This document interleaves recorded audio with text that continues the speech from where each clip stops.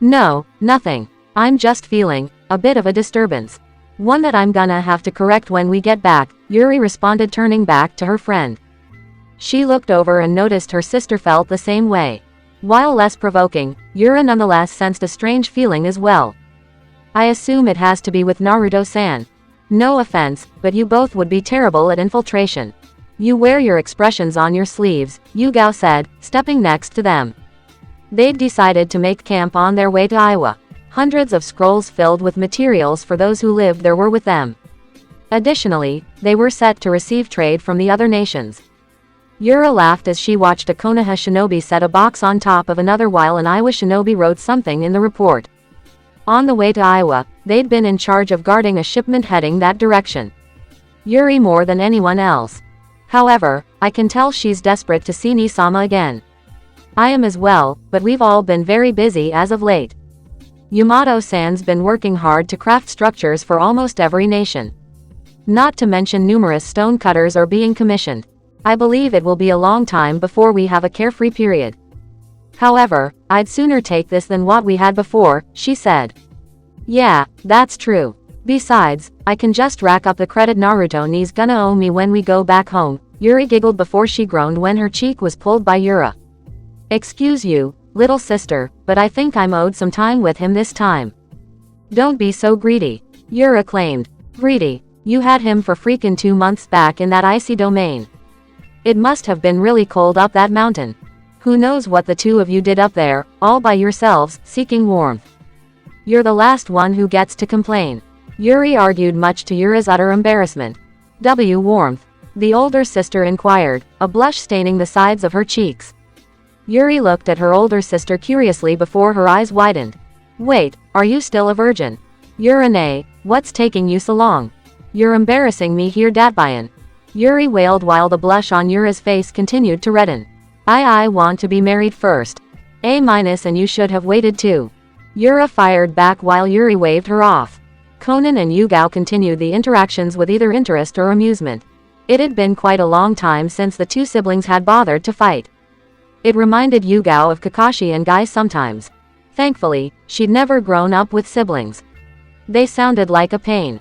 At its core, I firmly believe the Akatsuki wanted to create a world like this. A world of peace where siblings could argue about stuff like this, not worried that an enemy might come upon them and take away all of their hopes and dreams.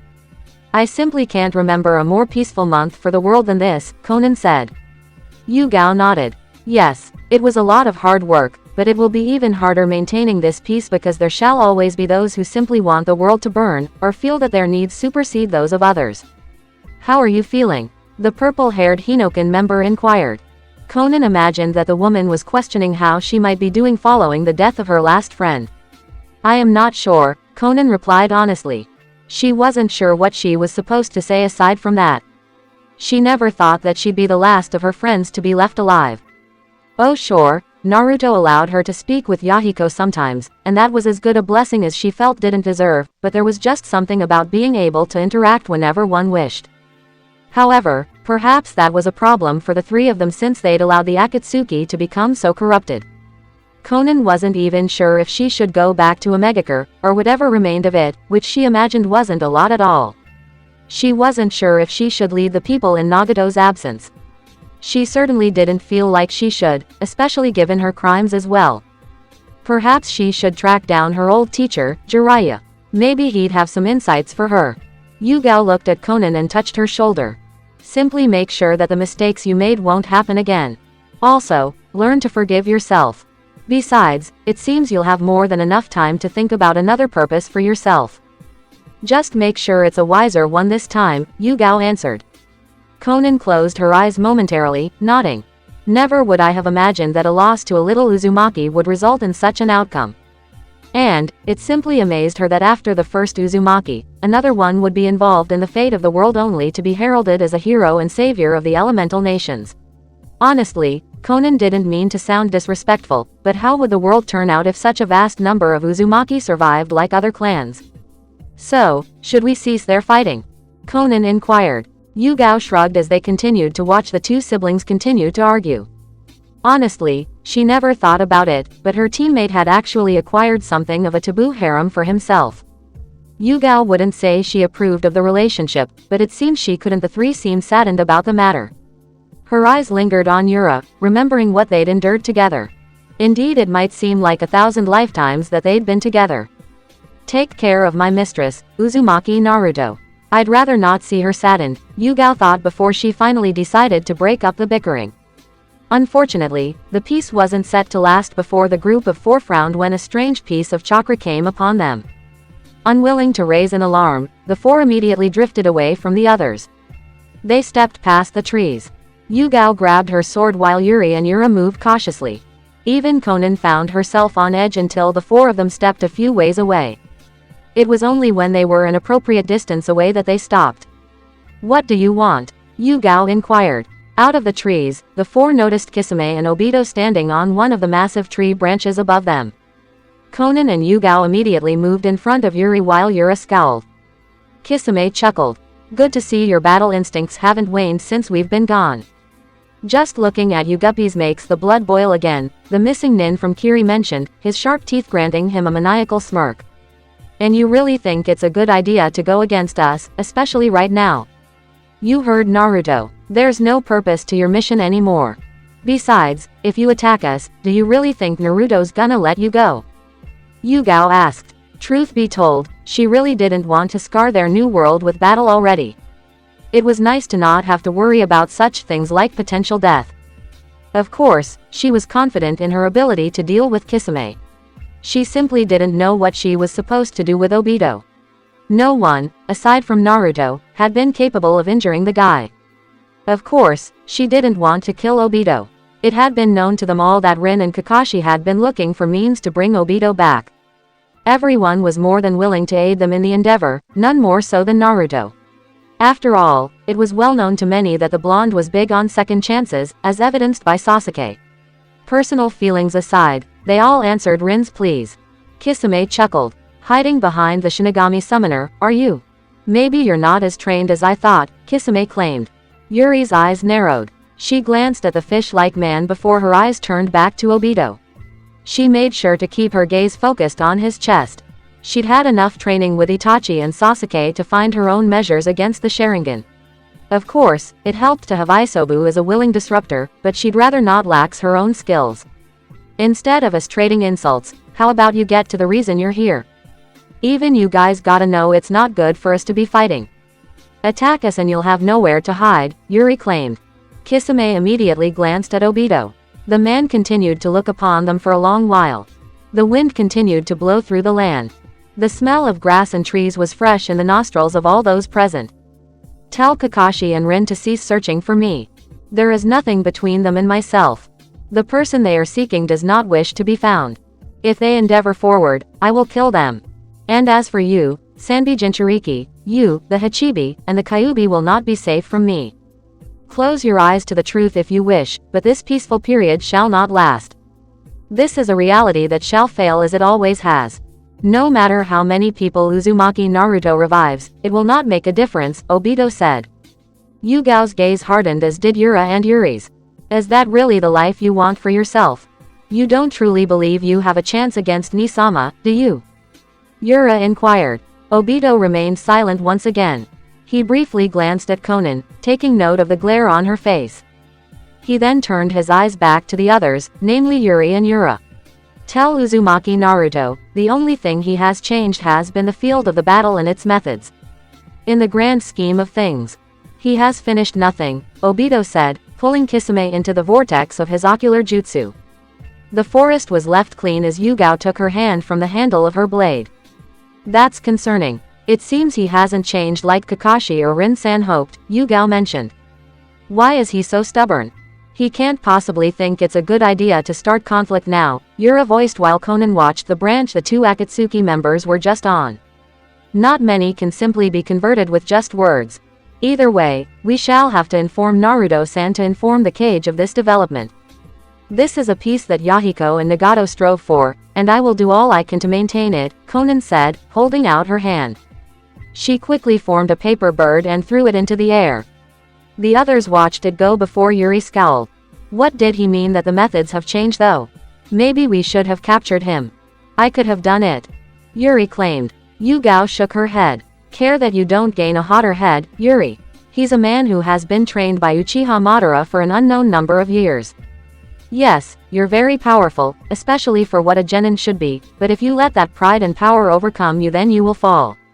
Remember that you were captured by him before, she mentioned. The frown on Yuri's face deepened before Conan cleared her throat. Aside from that, we simply don't have the time to pursue him. Even if we did, there's too much chaos in the world. This piece is very fragile while rebuilding takes place. All it would is one misunderstanding for everyone to descend into madness, Conan answered. But surely they would listen to Nisama. You hear what everyone's calling him. He's the savior of the world, Yura mentioned. And that title has immense responsibility, not just on him, but on all of us. Whether we know it or not, Naruto's reputation is tied to our actions.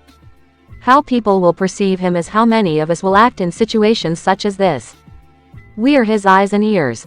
If we mess up, that makes his job harder. Besides, do you think the average person is going to care if their new, beautiful, vibrant, abundant land is destroyed simply because a non-aggressive Akatsuki member was there? Yu Gao answered next. Yuri and Yura glanced at each other. They then saw Conan take a step forward. We must also not forget about the Otsutsuki. It will take years to rebuild. We don't have time to be worrying about worldly conflicts. Unless the situation grows dire, we must temper our irritation.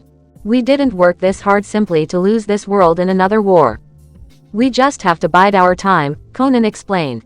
Of course, she'd like to go after this Obito as well. It was because of him, albeit with Madara at the helm, who orchestrated events against Nagato. However, even Conan recognized the need for abstinence from vengeance.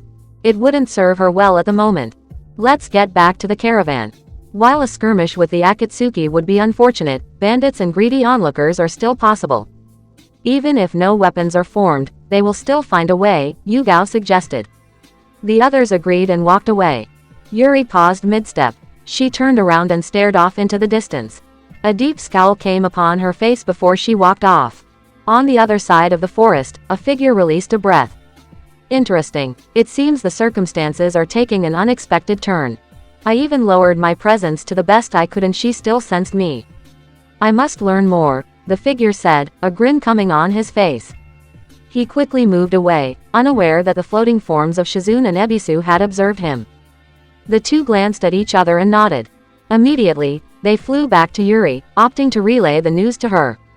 Sasuke, be honest with me. What the hell's going on between you and Makoto-sama? Yuna asked curiously at her lover while they lay inside their tent. The wondrous glow of the moon came upon them while they camped in the misty ranges with Kakashi, Rin, and several other allied and foreign shinobi. The Uchiha opened his eyes, having been moments away from preparing to fall asleep. Even in his dreariness, he accurately heard his lover's question. What do you mean? He asked. The Uchiha heir turned his head and saw the piercing look from his hopeful wife. Having been with her for numerous months, he'd gotten rather used to the telltale signs that she didn't believe him. She stared at him evenly, her lips twitched at their sides, and her fingers tended to tap whatever was underneath her, whether that'd be a table, her arm, or even the tent they were lying in. Sasuke, don't try to answer my questions with more questions. I've been with you for many months now. I don't know how I've survived, but maybe it's because I'm hopelessly in love with you. Don't ask me how that happened, but it did. And just so you know, Shisui already tried doing that with me, as did our father before him. Maybe it's a guy thing, I don't know, but you know what I'm asking you, Yuna said. Sasuke remained silent for a moment. He continued to look at his lover before he shifted his gaze upward. Nothing, he said. Unfortunately, he shivered when Yuna touched his cheek and made him face her. Look at me and say that again, she said. Her voice was neither even nor hard. It was soft, hardly an accusation to be found in it. While Yuna would have liked the truth from Sasuke's own lips, she would have had to have been a fool of a ninja to the things happening around the household.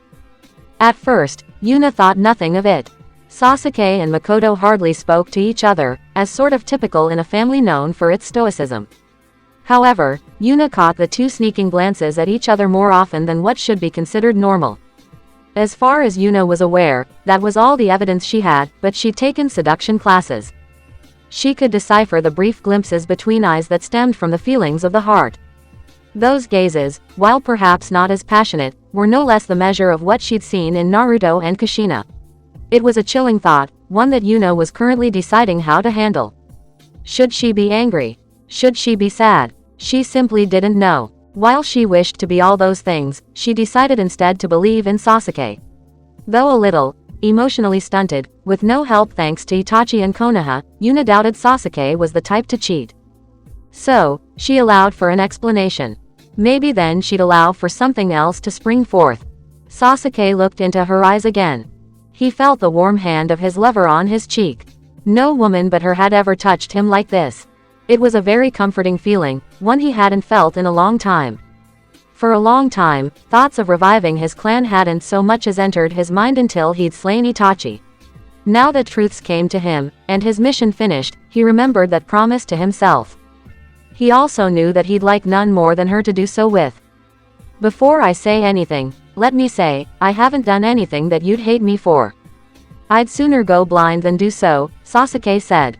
While the proclamation was a little extreme, it at least soothed Yuna's worries regarding what she might be thinking. However, she realized that Sasuke was indeed hiding something. That said, she was more than willing to hear him out now that her fears had been alleviated. It started back when we were on that frozen planet, Sasuke said while Yuna listened. Throughout the whole story, Yuna kept her face even. Yet, her thoughts were highly disorganized. Had Sasuke not been the one telling her these things, she would have assumed the person was lying. Hell, this sounded like something either out of a stereotypical manga or silly fanfiction. Despite the circumstances, she couldn't help finding herself amused that Sasuke, of all people, could blush in embarrassment like this. She also wasn't sure if she should tell Naruto about this. It'd make for a good story, but she opted not to. This was their relationship, not something others needed to concern themselves with. When Sasuke was done, he had to roll over for a drink of water, both to quench his throat from the talking and to take a moment to settle himself. When he turned around, he saw Yuna still looking at him. The silence was a little unnerving, even for him who preferred it since it allowed him to think, but now he would have liked nothing more than to hear her speak. When she did, his chest tightened. Well, that's a lot of honesty that was put on me, though I guess I asked for it. I need to think about this, Yuna said as she turned over. Sasuke wanted to say something, but it seemed strange that he finally remembered one of Kakashi's, at the time, obscure lessons. Sasuke, sometimes the best thing a man can say is nothing at all. A motionless, stoic silence is harmful, but heartfelt, genuine, comforting silence will move a woman's heart with your sincerity. Sasuke didn't understand it at the time, but he found it a little ridiculous that someone like Kakashi would be giving him relationship advice. The Uchiha's lips shifted a moment before he turned over and kissed Yuna's cheek. He got a bit of satisfaction when he felt her shiver. He then turned over, preparing to fall asleep. "Hug me, stupid," Yuna exclaimed. "Women." Sasuke rolled over and wrapped his arms around his lover while Yuna smiled, enjoying the warmth that Sasuke provided. All the while, she tried to let her thoughts sort themselves. I can't believe I'm even considering this. I have to be insane, Yuna thought to herself before she shook her head. Insanity in the morning, peace for tonight. Unfortunately, next morning came too soon. Thankfully, Sasuke didn't ask her what she might be thinking. Even if he did, she wasn't sure what answer she could give him. The entire escort with the various shinobi toward Kurigakure continued onward. The clean, albeit misty air gave her much time to think, and the perfectly clean waters were a refreshing thing for her body. "Yuna-san, are you alright?" Rin inquired, touching her shoulder. "I'm fine," Yuna replied rather brusquely. It only took a moment for the female Uchiha to recognize the abrasive tone in her voice. She spared a glance to gauge Rin's reaction. Thankfully, Kakashi's former teammate didn't seem to take the matter to heart. Instead, there was only concern shown upon her visage. "Sorry," she apologized. "That's all right. Is it the missions? I can tell we're all exhausted, trying to get back, and even improve, what we've lost. If you need a break, let me know. I'm sure we can get Naruto-sama to get you some time off," Rin suggested. While that certainly wasn't helping with her stress, that wasn't exactly the problem. That said, Rin had unknowingly given her some sort of direction regarding things like this. Unfortunately, it would have to wait until they returned to Konoha. She hoped that she could talk with Kushina, Yura, or even Yuri. No, that's not it. But thank you. You've actually given me something to think about, Yuna said. Rin blinked. While she was happy to help, she wasn't exactly sure what she did. You're welcome, Rin asked, making Yuna laugh until the former returned to her friend. And what were you two giggling about over there? Kakashi inquired. Rin continued to smile, letting her nose breathe the clean air. Some things are best left to womanly discussion, Kakashi. Besides, it looks like Yuna's feeling better and I hope whatever's concerning her will be finished. As for us, Rin said, turning solemn. I've yet to hear of any news regarding Obito. He could be anywhere, Rin said. Despite the mask covering his lips, the frown on Kakashi's face was notably visible by the way his eye moved. Over the month, he'd been busy asking anyone and everyone to keep an eye out for his teammate. Given that Kakashi was also something of a hero, part of the team of the one who saved the world, many were eager to honor his request. Of course, Kakashi was sure to be careful. The problem with asking for favors was when people had impossible favors of their own, or better to say, favors they wanted Naruto to fulfill. Unfortunately, even with their searching, there hadn't been any news. It was rather chilling to think that Obito might still be out there, endeavoring in his meaningless task. Yes, he could. However, we must not grow distressed. Naruto searched for information about Sasuke for nearly 2 years. Even then, Obito will show himself. Naruto tends to attract trouble. It was you, Obito, and Minato-sensei who taught me the value of having teammates. If I am honored enough to be called one of Naruto's teachers, then I'd better start living what I teach. If I can take any piece of him, then it will be his persistence. We'll bring Obito home somehow, Kakashi said. Rin looked at her friend and laughed. You really have grown a lot since I've been gone, Kakashi. I would think an alien replaced you if we were back in our younger days. Though, I question some of your other hobbies, Rin said, taking notice of the Ika Ika book that Kakashi liked to read with its worn spine and slightly ripped pages. I'm a man of culture, Rin. You'd understand if you got yourself a copy, Kakashi said. Rin rolled her eyes. She often wondered if this was why Kakashi had no lover up to this point. She also couldn't believe she'd had such a shameless crush on him. Then again, she'd had more than enough time to learn that Kakashi had some interactions with Jiraiya. She wouldn't dismiss his hobbies, but she'd not be so willing to participate. Either way, the group made their way toward the shoreline. As expected, there were numerous fishing boats set up there. Kakashi and Sasuke distinguished themselves amongst the caravan, taking notice of a few familiar faces. A ways away from home, aren't you? Kakashi asked. The faces turned, one of them smiling. More than a little, I would say. Greetings, Kakashi-san, Sasuke-san. The pleasant voice of Uzumaki Amaru said. She smiled while she continued to draw a few seals on the boats that were lined there. Ever since their family had been reunited, Amaru had been stationed near Kurigakure, not only providing medical relief to the craftsmen and shinobi there but also aiding in reinforcing the wooden ships with sealing techniques. Numerous rations were sealed into the ships while defensive measures were placed on them. While humanity strove to maintain peace amongst themselves, it became clear that the animals of the world weren't so understanding. There were many dangers at sea. Thankfully, nothing had come about yet. You bastards are late. The two turned their heads. It seemed almost surreal that the face of Momochi Zabuza would inspire comfort in the group. Of course, a few of the caravan were cautious, having heard tales and horrors of the former swordsman of the mist. Before the end of the world, it was rumored that he'd taken up residence in the land of eddies as the head guard of the Whirlpool Daimyo. And speaking of the Whirlpool Daimyo, Daimyo-sama, I'm fine. You don't need to help me, a worker said while Haku laughed. Yes, I know. Now hush and let me work. Would you rather me just stand on the sidelines, offering pleasant encouragement? Please think me more capable than that, Haku said, wrapping the bandage around the worker's arm. When she noticed Sasuke, Kakashi, and their entourage, she gave them a wave with a wide smile. Kakashi laughed, rubbing the back of his head. Sorry about that, Zabuza. A black cat crossed our path so we had to take an alternate route. Plus, we've had such nice days and peaceful nights, they were all just too easy to take in. You might say it was a bit of a leisure, the Jonin said. Zabuza snarled, revealing his sharp teeth to the traveling civilians and shinobi.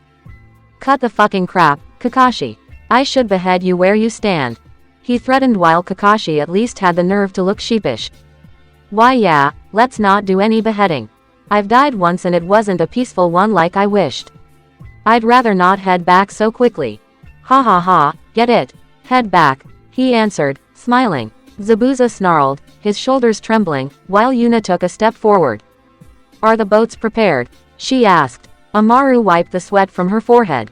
Well, they would be if we had more ink. As you can see, we're sort of struggling for ink brushes, and ink in general. I've been forced to make seals using my own chakra. Unfortunately, it's not really a feasible strategy for anyone not flowing with Uzumaki blood, the dark-skinned redhead said. It must be difficult if even you're running out of chakra. How long have you been doing this? Yuna asked. 3 days. I'm surprised you're even conscious, Yuna answered. Amaru laughed and waved off her concerns. I'm the cousin of the savior of the world.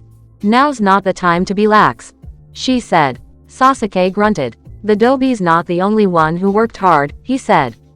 The others chuckled, aware that Sasuke still maintained his, not rivalry, with Naruto. So what needs to be done with the other boats? Kakashi asked. To make a long story short, they're all seaworthy.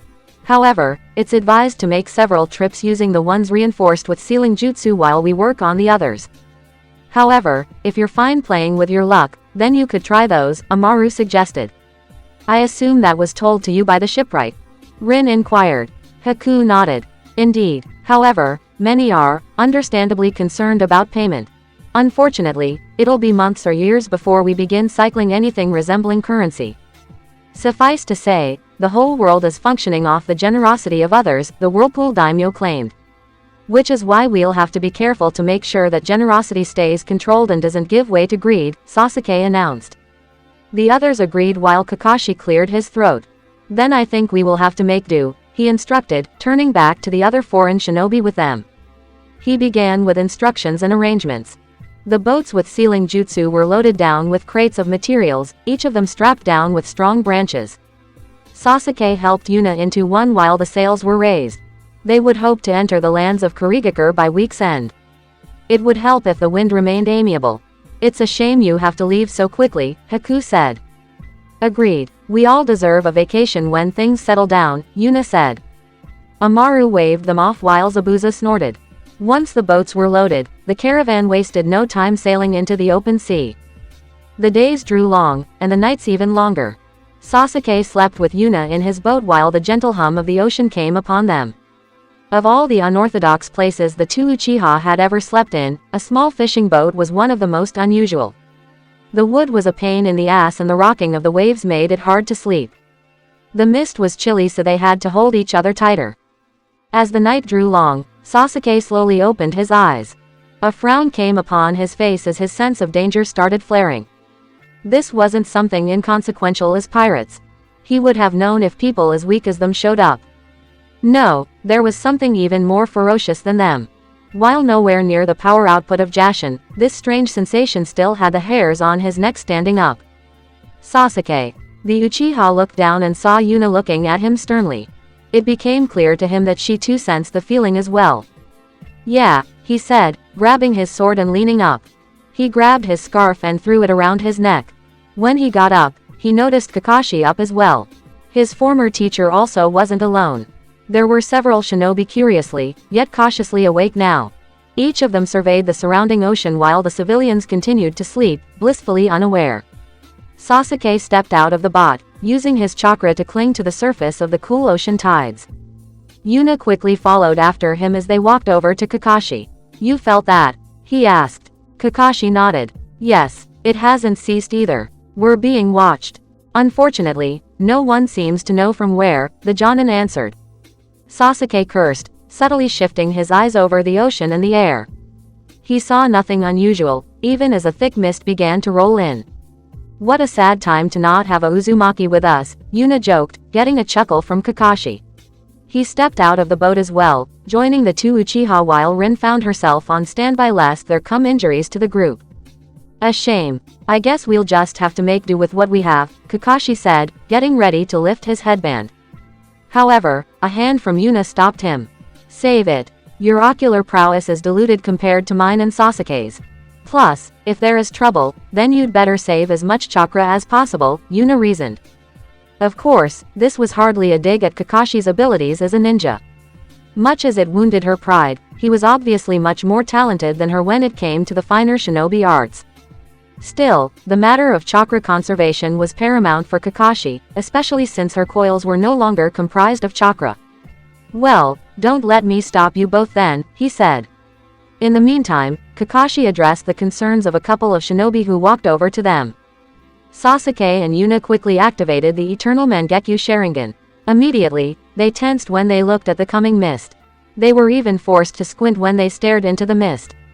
No surprise as to why, when it seemed like they were looking at a giant wall of chakra coming toward them. It might as well have been like they were staring at the sun. Yuna sucked her teeth. Get ready, she ordered. Many jumped at her voice. Civilians awakened in worry while shinobi armed themselves. Kakashi moved Rin to another boat before he rejoined Sasuke and Yuna. Formation 12, he said. Sasuke nodded as he and Kakashi stood on two sides while Yuna lay in the middle. Other shinobi from other nations enacted their own strategies while the mist came upon them in a hurry. Do you sense hostile intent? Kakashi asked. I'm not sure. This chakra's almost different in every way from what I've felt before. It certainly doesn't feel human, Yuna said. We should get the others out of here, Sasuke whispered, never taking his eyes off the battlefield. Kakashi and Yuna agreed, but they weren't allowed to enact any plan because the water beneath their feet erupted. The crash of waves turned the serene sea into a tumultuous battlefield immediately. Sasuke and Yuna landed on another part of the open sea while Kakashi landed on a boat. What was that? Someone asked while Sasuke gritted his teeth. He only managed to unleash a breath before the ocean exploded in anger again. Tendrils of drilling water flew into the air and converged on the Uchiha heir. Scowling, Sasuke exhaled and swiftly drew his sword. One swing unleashed the full might of Uchiha Kenjutsu, slicing the drilling tendrils with ease. Pieces of the water fell back into the ocean, only to sprout back up again. Sasuke jumped away as the tendrils chased after him, nearly missing him as he danced out of the way. Kakashi and Yuna watched as the latter's lover maneuvered heavily. Why are they targeting Sasuke? Yuna inquired. Unfortunately, her assumption was quickly proven wrong when the tendrils also targeted her. Cursing, she jumped back while her Sharingan began spinning, slowing the movements of the strange jutsu in her perception and allowing her to jump away. She briefly noticed that it wasn't just her or Sasuke. Kakashi was also forced to abandon the other shinobi of the group when the tendrils started targeting him as well. Nevertheless, he hardly seemed perturbed as he made use of the chaos to his advantage. With years of swordsmanship under his belt, many marveled at the way he swung his blade, dancing this way and that. Many even marveled at the way Sasuke and Kakashi quickly coordinated. The tendrils surrounded them, slamming the ocean and raising mansions of tidal waves. Working together, Sasuke activated the Amaterasu while Kakashi surged his sword with lightning. The two swung their blades effortlessly, releasing two large arcs of black fire and lightning. The two arcs clashed together, doubling in size. The lightning stuck to the dark flames, crashing through the massive waves that threatened to overtake the people behind them. Men and women stared in awe as the sea crashed back into itself, those proficient in earth jutsu using their skills to keep the others safe lest something come upon them as well. Fortunately for them, they had no reason to be concerned. They watched Yuna speed over the surface of the water. She released several shuriken from her pockets and blew hot fire upon them. The flaming shurikens launched toward their targets with unparalleled accuracy. While some might question her decision, Yuna had her own thoughts on the matter, a smirk coming forth while she continued. Unfortunately, the tendrils were tenacious. She'd even likened them to the mythical Hydra that some books spoke about. For every 5 or 6 she destroyed, another 20 would take their place. She turned to the shinobi who were left with the civilians. They'd quickly managed to create an earth platform for them all. They were currently miles away from any sort of land that would help them. If those boats were destroyed, who knew how long it would take to complete their mission? While Yuna ran, dancing away from the numerous tendrils, one even managing to grab her leg, she noticed a figure in the midst of the fog. It was a little hard to manage herself what with her being flung around like a ragdoll, but she saw them floating there in the air. It was like a black, humanoid thing that she'd never seen before. Acting quickly, she threw a kunai at the figure while she turned her eyes back to the tendril that currently had her.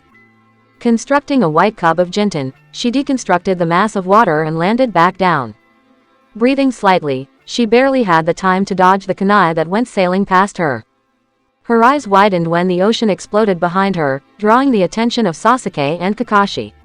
The water, like a great tower, flew high into the sky while Yuna touched her cheek. She noticed the sight of her own blood. When the female Uchiha turned her head, she frowned when she saw the gaping hole the kunai left, being filled with enough seawater until the ocean settled. I guess the peaceful times are over, Yuna thought while Sasuke landed next to her. What happened? He asked, glaring at the sight of her injury. While he didn't know who'd started this attack, he was going to make sure they suffered for it. Ask that thing, Yuna said, pointing into the air. Kakashi and Sasuke followed her finger and spotted the dark figure in the fog, floating there in the air. The Uchiha heir frowned while Kakashi hummed. Strange, I can't sense any chakra from them. I also don't sense the oppressive aura of a deity like before. Whoever this is, it could be an entirely new enemy. We should proceed cautiously, Kakashi said. Could it be the former Tsuchikage? He was rumored to be able to fly, Yuna reasoned. No, the person's too tall. Even then, the Dobi managed flight, I think. It seems that's not going to be an exclusive art in the coming years, Sasuke said. Yuna stood up. Fortunately, it seems they're only interested in us. Aside from potential collateral damage, they haven't bothered with the others. Why is that? She asked. There could be a number of reasons, but I think we all know a very likely possibility, Kakashi said. Naruto, Sasuke said. Sure, it was little more than conjecture, but no one could deny that when weird stuff happened to them all, it was usually due to something related to Naruto. Then we fight to apprehend. Once we've determined intent, we'll bring them before the cage, Kakashi said, cutting the plan short when the three noticed the fog turn a bright color of orange. Acting quickly, Sasuke picked up Yuna. The three widened their eyes as thousands of fireballs rained down upon them. Yuna held up a hand sign and launched a cylindrical blast of Jinten into the air. The blast flew through the fireballs, immediately disintegrating them with a movement of her eyes. Unfortunately, Sasuke and Kakashi were forced to move. There were simply too many. Kakashi sheathed his sword and drew it back behind him. Reikiri, Issen, Bunri Chudaden, lightning blade, one flash, splintering the great sky, Kakashi uttered. With great speed, he swung his sword through the air. Numerous shinobi marveled as the fireballs were cut into thousands of pieces. From those pieces, shards of lightning cackled through the dense fog, growing in vast intensity from the flames that Yuna launched into the air prior. The ocean became a lightning plain like the feet of the god of thunder. Holding a hand sign, Kakashi directed the lightning toward its target. He smirked when he saw Sasuke take the brunt of the lightning's assault. With the Uchiha's affinity for the lightning nature, the current swam around him with all the control he'd learned throughout the years. He then held up a hand sign and quickly summoned the upper half of his Susanoo. The lightning circled the dark purple avatar before the avatar summoned its bows. Its large hands pulled back the flaming, dark string. Kakashi's lightning concentrated itself into Sasuke's bow while the Uchiha summoned the dark flames of the Amaterasu around the arrow, further increasing its destructive might. His lover stood next to him, making her eternal Mangekyu spin, summoning over 50 separate white orbs of Jinten around the arrow. Lightning struck the seabed, breaking up the once perfect ground. The avatar released the bow and the arrow instantly crashed into the figure, blowing the fog away along with a large portion of the ocean. The dark skies were illuminated as shinobi raised up earth guards to protect themselves, even the air itself seemed warped in an array of fire, lightning, and dust. Kakashi, Yuna, and Sasuke watched the explosion dissipate.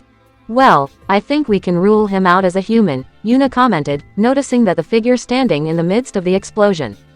They weren't sure if he was unharmed or not, but, for the first time, they sensed chakra, powerful chakra, chakra beyond the scope of the humans of this world.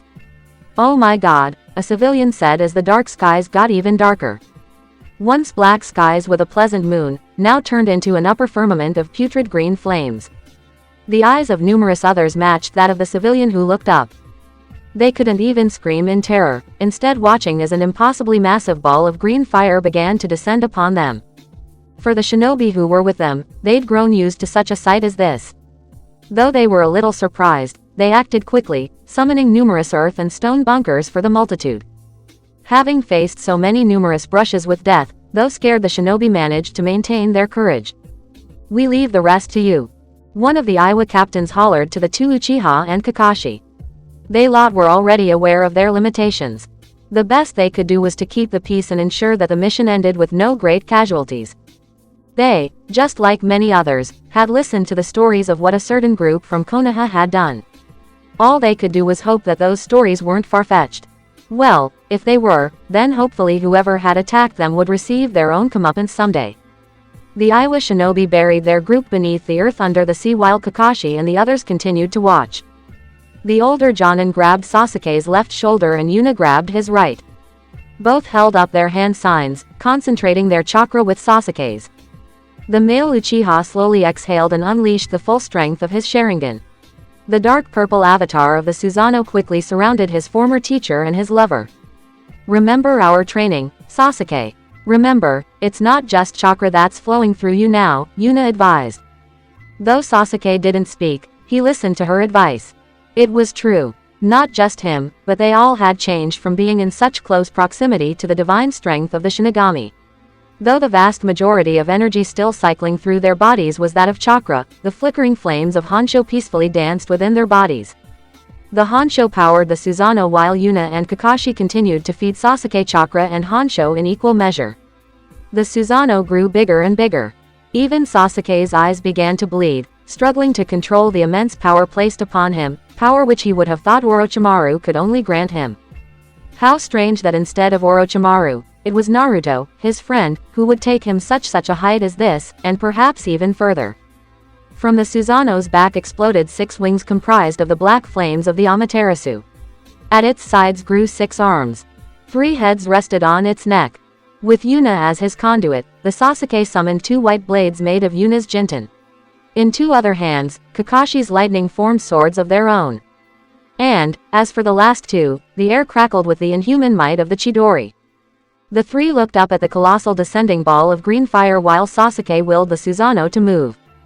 Susanoo, Kakai no Ashura, Nisu no Shiryo, Susanoo, 9 realms of Ashura, the end of days, Sasuke uttered as the Susanoo's swords crashed against the green ball of fire. The ground pulsed with all the fury of the elements. The clouds split in 2, the oceans ruptured, and the ground splintered as Sasuke's attack effortlessly blasted through the green ball of fire, dispersing it into nothingness. The mysterious figure shivered, their body trembling as they sensed the weight of unbridled power set to descend upon them. Immediately, they decided to leave before the attack came upon them. They wouldn't have survived if they had taken such a technique head-on. "It seems I will have to rethink my methods if I am to work against these nuisances," the figure thought to themselves before they quickly flew beyond the skies of the earth and into the void of space. Yet, the figure gasped as the shockwave from Sasuke's explosion blew through the outer space, crashing its force into them. The figure screamed in pain, their body struck by blistering splinters of Honsho. Meanwhile, Sasuke and the others noticed how silent the oceans appeared. The Susanoo remained standing for a little longer until the trio noticed just how dark everything became. Clouds began to gather and the ruptured oceans returned to their seemingly peaceful state. Cautiously, Sasuke dispelled the Susanoo, letting the trio stand on the surface of the open sea. "He's gone," Yuna said. "Perhaps we scared him off," Kakashi reasoned. "Or he got out of us what he wanted. We'll have to tell the Dobi and the cage about this," Sasuke mentioned, dispelling the ocular dojutsu from his eyes. Yuna followed suit and so did Kakashi. Aside from the memories of the seconds before, nothing seemed to indicate that a battle had taken place. "Yuna, send a message to the men and tell them to resurface. It'd be bad if we left them down there for too long. Sasuke and I will look around for any clues of the battle," Kakashi ordered. Not bothering to respond, Yuna stuffed her hands in her trench coat and walked away. Unfortunately, neither of the men was able to find anything of substance. The Jonin from foreign countries rejoined them when they resurfaced. "What was that?" a woman asked. Kakashi frowned. "I have no idea, but it seems we won't be having these eras of peace as easily as we'd hoped," the one-eyed Jonin claimed. The Jonin accompanying the caravan stepped forward. "Do you believe it could be sabotage from another nation?"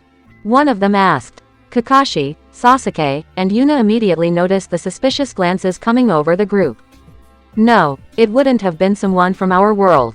Not to paint a dark cloud over us, but the vast majority of shinobi have that type of power. Whoever it was someone beyond our world. We'd better send word to Naruto. As the mediator for the cage, he's the best option for presenting unbiased information, Yuna reasoned, immediately squashing any attempt at potential distrust or suspicion between the men. And what unbiased information am I presenting exactly? Stunned by the sudden voice, everyone turned their heads immediately realizing that Naruto and Kushina stood amongst them. Sasuke frowned momentarily. What are you doing here? He asked. Shifting his gaze from his best friend, Naruto glanced out over the ocean. Well, it was kinda hard to ignore all that chakra being used. It was also kinda hard to ignore that giant explosion you guys unleashed. Ka-chan and I saw it all the way from Uzushio, Naruto commented. Kakashi chuckled, rubbing the back of his head while Yuna cleared her throat. We're just lucky that whoever attacked us seemed solely focused on the three of us. Things could have ended differently had one of the civilians or even foreign shinobi been targeted, she responded. So what did happen? Kushina asked. Your guess is as good as ours. We were resting on the boats when the fog came in. Then somebody attacked us, floating in the air. I think Sasuke's attack was a little more than they anticipated if they beat a hasty retreat like that, Kakashi reasoned, taking notice of the glare on the Uchiha's face. Or, it's likely that they sensed you and tried to escape quickly, Sasuke proposed. Kushina looked them over. Aside from a few scratches, there didn't seem to be any concern or danger. Nevertheless, she noticed the way her son continued to stare at the moon, his gaze getting harder and harder. The others quickly noticed it too before Kushina spoke. Are they telling you something? The redhead inquired, having grown used to her son's mannerisms when he was speaking with either his summons or with Kurama. Naruto finally shifted his gaze from the moon and toward the others. Gather your group. Ka-chan and I will take you guys to the land of water. Though, it seems like we won't get as much time as I thought. Kagura tells me she sensed the presence of an Otsutsuki, Naruto stated. The others quickly tensed. They looked at the moon as well, yet none with more focus and hatred than the princess of the Otsutsuki's main branch. Chapter 89. Quote, being deeply loved by someone gives you strength, while loving someone deeply gives you courage, by Lao Tzu. A large portal opened in the land of water as men and women, both civilian and shinobi, stared in shock at the coming intrusion. Numerous forces readied themselves for potential combat, wary of the sight until they noticed Naruto and Kushina step out. Following closely behind them were Sasuke, Yuna, Kakashi, and Rin, along with the rest of the caravan that had been traveling by land and sea for the past few days. Large crates were brought through the portal while one of the Jonin leading the venture into the land of waves stepped forward. Uzumaki Naruto, while it's always pleasant to know you're moving worldwide, I believe the Cage Summit is currently presiding in Konoha. As the mediator, should you not be there at this time? Ao inquired. He'd been one of the Jonin assigned to lead the charge into the protection, construction, and maintenance of Kurigakure. Numerous small, wooden houses and tents were lined up in almost every direction. Stations of construction lay in so many uneven areas. Even fire pits were created to heat metal ore mined from the earth, albeit carefully. No one would mine the earth so severely that nothing would be produced again. Nations had been fighting over declining resources after all. Naruto acknowledged the Jonin with a bit of a chuckle.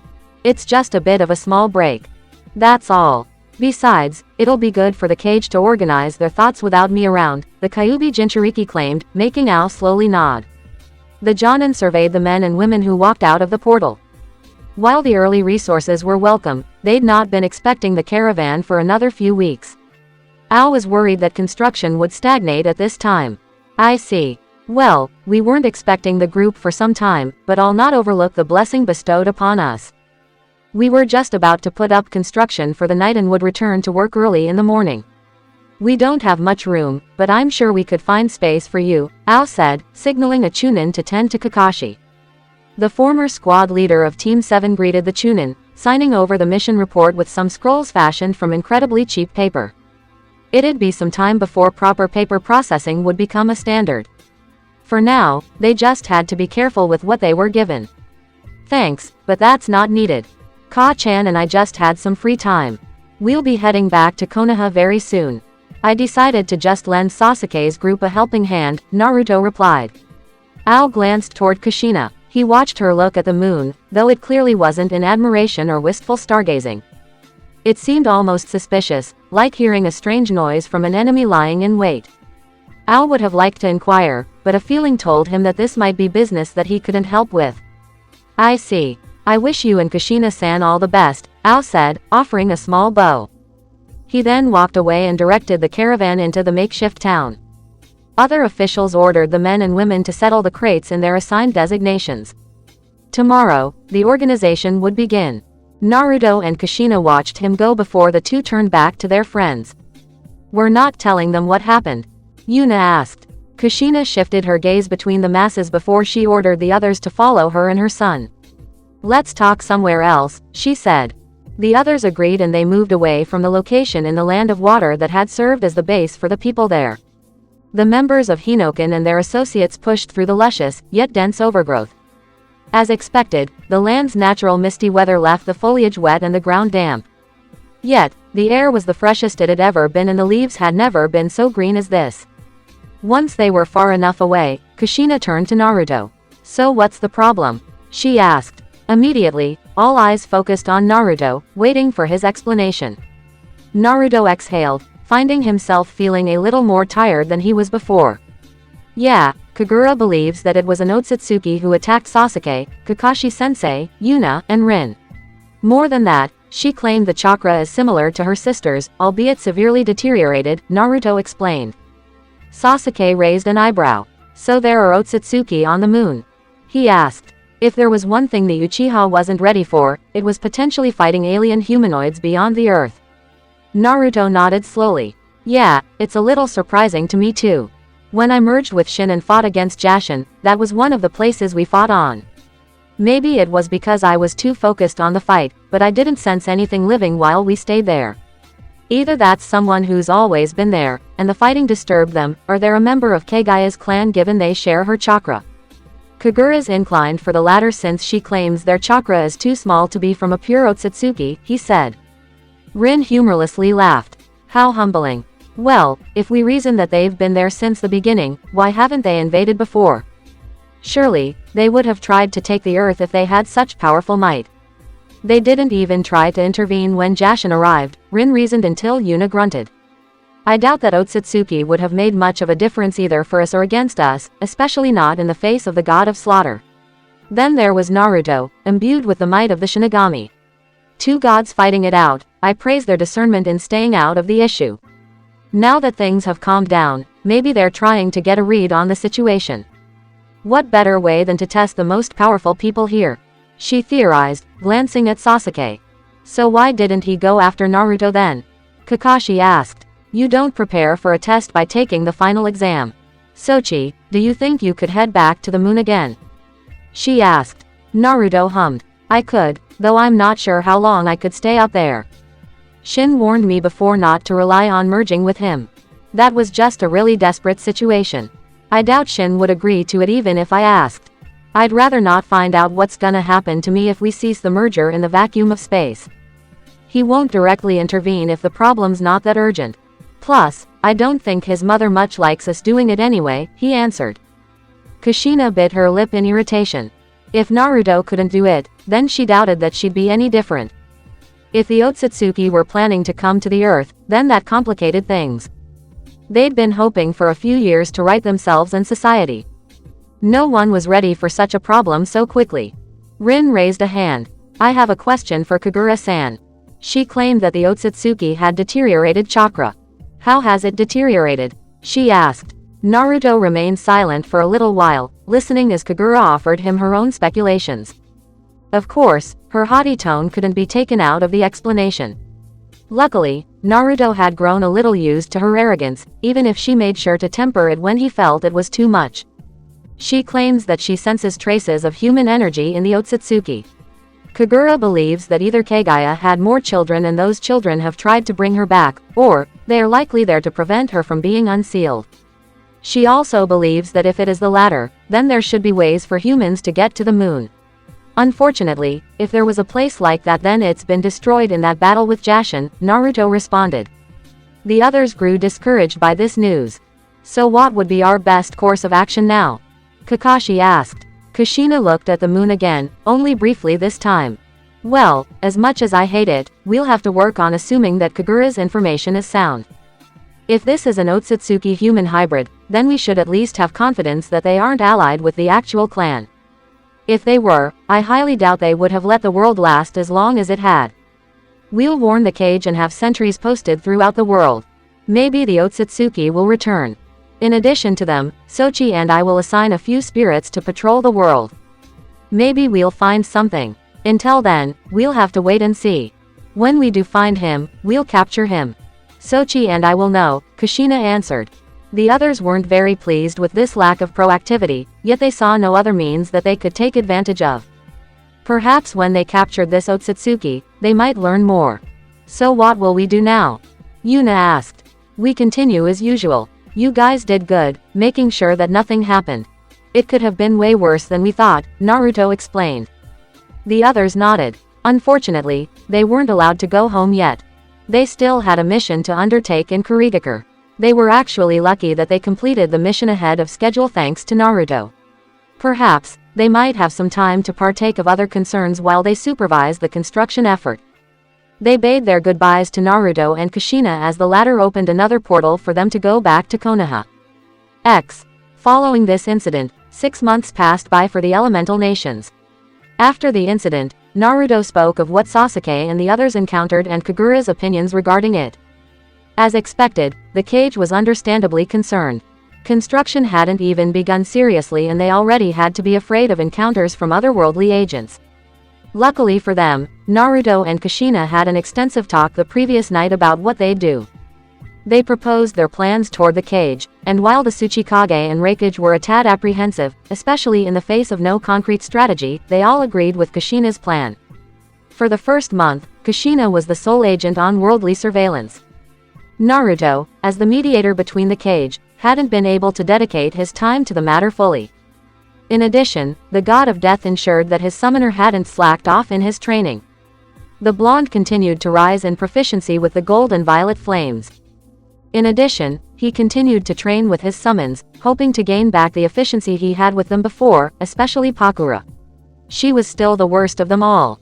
She knew it, and Naruto knew it. Nevertheless, the cage summit couldn't last forever. At the end of the first month, the cage dismissed the meeting and each returned to their own nation. With time freed up, Naruto joined his mother in surveillance of the world. Interestingly, it seemed that spirits, at least those on Earth, had a very limited range. Naruto would have had them spy on the matters of the moon, yet they somehow weren't able to fly that far. He wondered if that had to do with the shinigami. He even inquired of the god of death, yet the god simply offered him an answer that didn't seem like an answer. Deal with what you have now before you are overrun by dealing with other things. There are many things you are not yet ready to study, the shinigami said. Trust and believe that Naruto didn't like that answer, but he supposed he couldn't mouth off to the shinigami of all people. He'd nearly done that before, and Shin, in his benevolence, hadn't struck him down where he stood. He still remembered when he faced just a portion of the god's anger. He'd like to not do that again. While you'd think this left Naruto and Kushina with a lot of time, it really didn't. Every day, they'd been busy creating portals this way and that, helping accelerate the building process between the nations. Over the months, people finally began to transition from caves, huts, and tents to actual houses in every nation. Of course, most of those houses were overcrowded and some nations had devolved into fighting for the few resources that could be processed. That also had Naruto and Kushina playing mediator. Once or twice, they had to be forceful, unleashing portions of their might upon the populace to make them remember to act like adults and not like children who didn't get what they wanted. Ultimately, the nations still managed peaceful relations. If anyone passed away, then it was simply either from human error, animal attack, or even disease. Not yet, had it come from human conflict. During those months, not everything was work. Naruto absolutely showered Yuri and Ura with his attention when they returned from their mission. He made sure that the love he gave his mother, he also gave to them. Never would he allow them to think that he treated one less than the other. It was times like this that his creativity was put to the test. With no restaurants or tourist spots, he was forced to think outside the box for dates. Luckily for him, Ura and Yuri were more than willing to accommodate the unfortunate circumstances. Naruto remembered when he took Yuri camping. He wondered if one of the gods was messing with him because it rained over that week. Yet, he simultaneously wondered if one of them was helping him out as well. Yuri and Naruto found themselves stuck in a cave.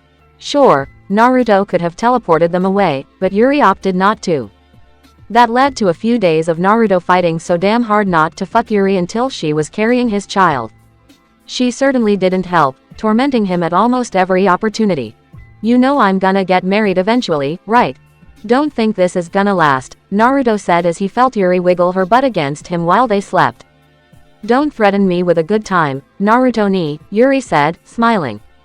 Of course, the two enjoyed their time together. The intimacy which they shared made Yuri's heart swell. She truly loved Naruto. She loved him more than anyone else. No matter what might happen, she was thoroughly convinced that no other man would reside within her heart as much as him.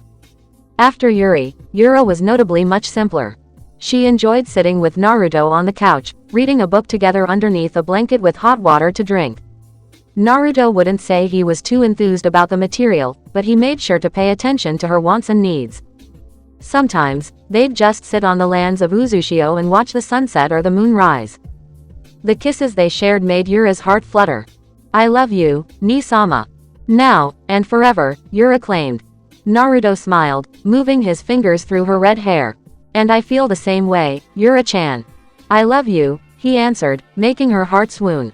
Of course, not all the days were so nice to them.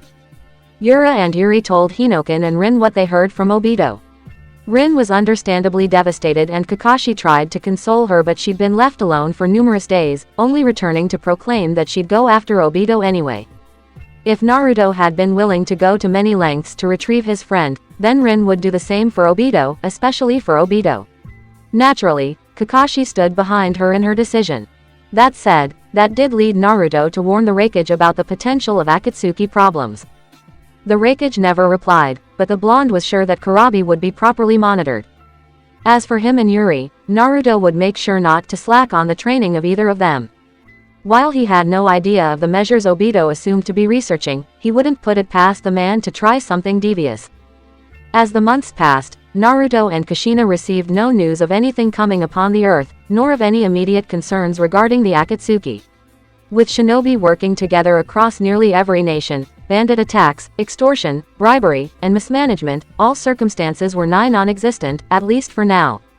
It'd perhaps be more months before Naruto wondered if the people had indeed learned their lesson. After all, tensions were still high.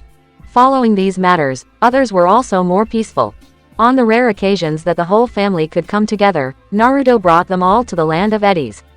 He allowed them to survey their homeland, the land of the Uzumaki, yet untouched by the hand of men. Each of them marveled, already feeling something special about the land again.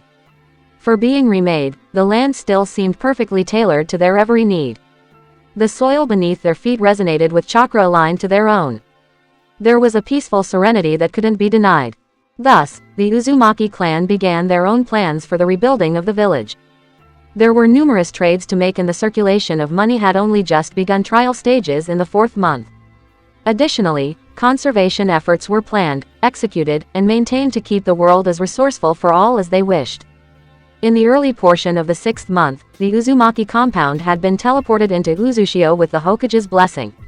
What Tsunade wasn't expecting was for the Uchiha to move their compound into the land of Eddies as well, all but combining with the Uzumaki compound. Tsunade was just sure her grandfather was rolling around in his grave somehow. Makoto reasoned that the compound was simply too big for just 4 clan members and the land of Eddies had more than enough space to accommodate the compound while freeing up more space for construction in Konoha. Yet, more than a few took this move to mean that the Uzumaki and Uchiha would be splitting off from Konoha and founding their own village. Little did many of them know that this was exactly what they were doing, aside from the whole village part. Naruto knew that though the cage had their talks, they would be agreeing to separate the Uzumaki clan from Konoha. He'd already made peace with that and so had his family. For the sake of world peace, the Uzumaki allowed themselves to call no village their home. Yet, what Naruto wasn't expecting was how many people opted to separate from every nation with them. Many came forward, asking if they might find a place in the land of Eddies beneath the Uzumaki and the Uchiha banner. Of the many who came, Naruto hadn't anticipated Izumo and Katetsu. Though, Perhaps he could guess as to why Kotetsu might go. He'd not forgotten those little scenes of Gurren and Kotetsu walking through parks before the world's end. Hell, Naruto even spotted Komachi and Izumo speaking on multiple occasions. As much as the blonde wanted to tease them about it, he knew that a Uzumaki woman's anger wasn't something to make light of. He wisely kept his mouth shut regarding the ordeal for the sake of his health. It wasn't just Izumo and Kotetsu. Tuki and Ayame swiftly followed suit, making plans to rebuild their ramen shop Uzushio as well. Even old man Tazuna and his grandson Inari, and daughter Tsunami were ready to relocate back to the village. Numerous craftsmen, fishermen, and tradesmen were ready to return to the land that had profited them so well, many willing to make their home as part of the Uzumaki territory. There were so many applications that Naruto even made a mission out of it for Yukimaru and Yuri to help him out. It wasn't just these people as well. Lastly, the Hyuga clan made it known throughout Konoha for their blood pact with the Uzumaki. Numerous clans were both marveled and horrified. Never had a blood pact been made since the time of the warring clans. Many of them knew what it meant. The Hyuga considered the ties with the Uzumaki even tighter than any loyalty to any village or nation. The Hyuga were more than willing to die for the Uzumaki, and the Uzumaki no less so for the Hyuga. Hiyashi made it publicly known Hanabi and Yukimaru were engaged to be married, thus securing the knowledge of Uzumaki and Hyuga relationships. Many people thought this was a sign of village decline and a steady regression into the age of clan wars. However, Naruto refused these notions, stating that he'd be willing to make sure such a matter never came about. Even he'd remembered the horror stories of the clan wars back when the Shadaime was but a child. He had no desire to go back to that. Additionally, he and Hiyashi remained true to their word. Any Hyuga who still wished to call Konoha their home would be more than welcome to stay, an independent agent apart from the clan. Whether they were main family or branch family didn't matter. Many Hyuga chose to stay, but the vast majority of the clan was more than willing to wish the village a proper farewell and move into the land of eddies with the Uzumaki. Understandably, Tsunade was not pleased with the news, and it took numerous talks with Naruto and Hiyashi for her to understand that perhaps this move wouldn't be as terrible as rumors claimed. In the end, she allowed it, albeit begrudgingly. The Fuma clan returned to the land of eddies as well, taking a portion of the land offered to them under the Uzumaki clan. It was a lot of moving and a lot of business talk. Some days Naruto got no sleep at all. Additionally, he still had to help out with getting the rest of the other nations off their feet. Then, in the 7th month, I still can't believe Nisama managed to convince the 5 Kage to pay for your wedding. Are you sure you're alright with this, Kushina? You only get married once, Yura said as she combed Kushina's hair. Numerous handmaidens from every corner of the elemental nations attended to the redhead, touching her face up with makeup and painting her lips with fresh lipstick. Kushina laughed before one of the elder women ordered her to keep still. Believe me, Yura, right now, my chest is close to bursting right now. Just look outside, there's so many people I don't even think the land of eddies can hold them all. And, what better venue is there than the perfect world created for all humanity, rewarded by Kami for my son's diligence?